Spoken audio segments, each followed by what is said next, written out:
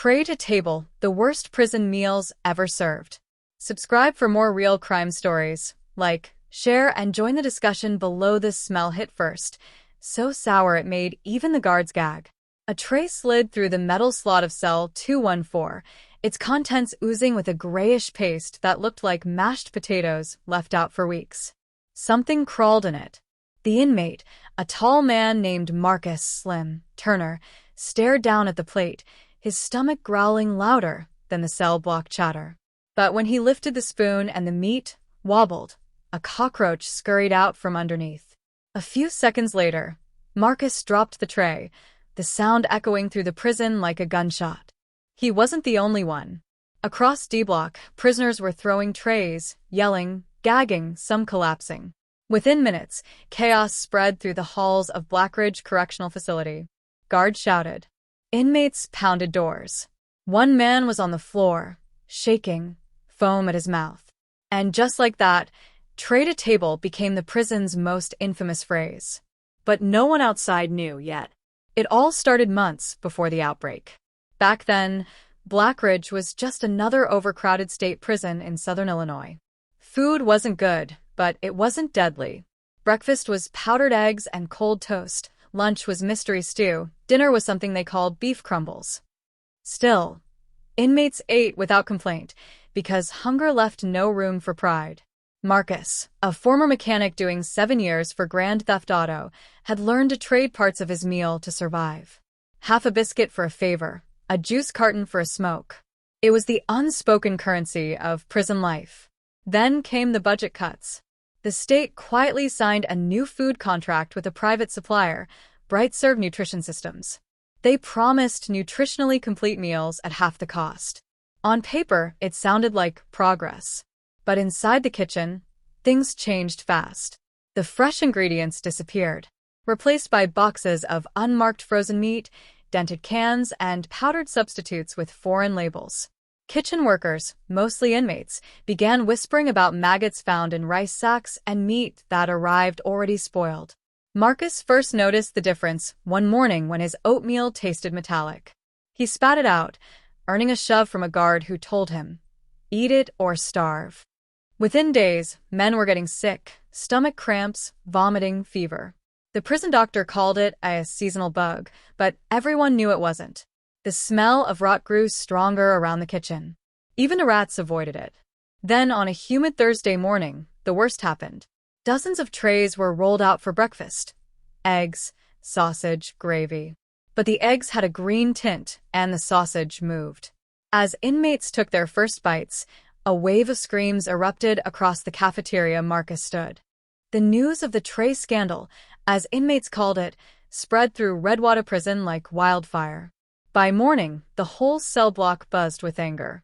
The pictures had made it online: moldy bread, gray meat, and green mashed potatoes. Reporters were calling the warden's office nonstop. But inside those concrete walls, no one cared about news stories. The men were hungry and furious. Officer Hensley walked down the hall holding his baton tight, eyes sharp. "Keep your mouths shut about the food. You got that," he barked. But everyone knew something big was coming. That afternoon, the cafeteria doors opened again. The smell hit before the trays did, a stench like rotten eggs and wet dog.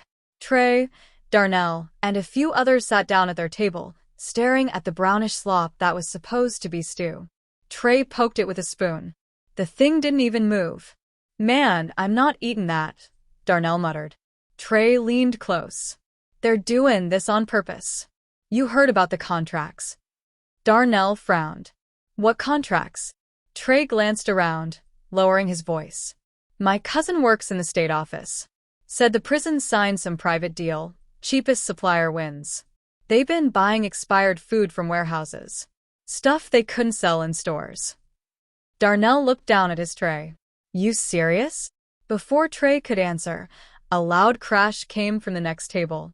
An inmate named Cruz had slammed his tray on the floor, shouting, "You feed dogs better than this." Guards rushed in, dragging him out as everyone else watched in silence. Later that night, Trey couldn't sleep. The smell of spoiled meat still clung to his clothes. From his bunk, He heard faint coughing from the next cell. By morning, 5 men were sick, fever, vomiting, chills. The prison doctor said it was just bad stomachs. But Trey knew better. The food was killing them slowly. Days passed, and the sickness spread. The kitchen workers whispered that the food trucks came in unmarked, driven by men who wouldn't talk. One night, Trey managed to slip a note through a laundry cart to a reporter on the outside. He didn't know if it would reach her, but it was worth the risk. Then, during dinner one evening, a guard shouted for everyone to stay seated. A man had collapsed face first into his tray, not moving. The cafeteria froze, trays clattering to the floor, the smell of spoiled beans filling the air. Trey's heart pounded as the sirens blared. Because this time, the food hadn't just made someone sick, it had killed him. Chaos erupted in the cafeteria. Guards yelled for order, but no one was listening. The man who'd fallen, Reggie Slim Walker, wasn't breathing. His face was pale, lips blue, eyes wide open. 2 inmates tried to lift him, shouting for help, while others backed away in fear. Trey froze, gripping the edge of the table as the smell of rotten stew and bleach filled the air. Within minutes, the guards pushed everyone out. "Lock down," Officer Hensley shouted. "Nobody moves till we say so." The steel doors slammed shut behind them.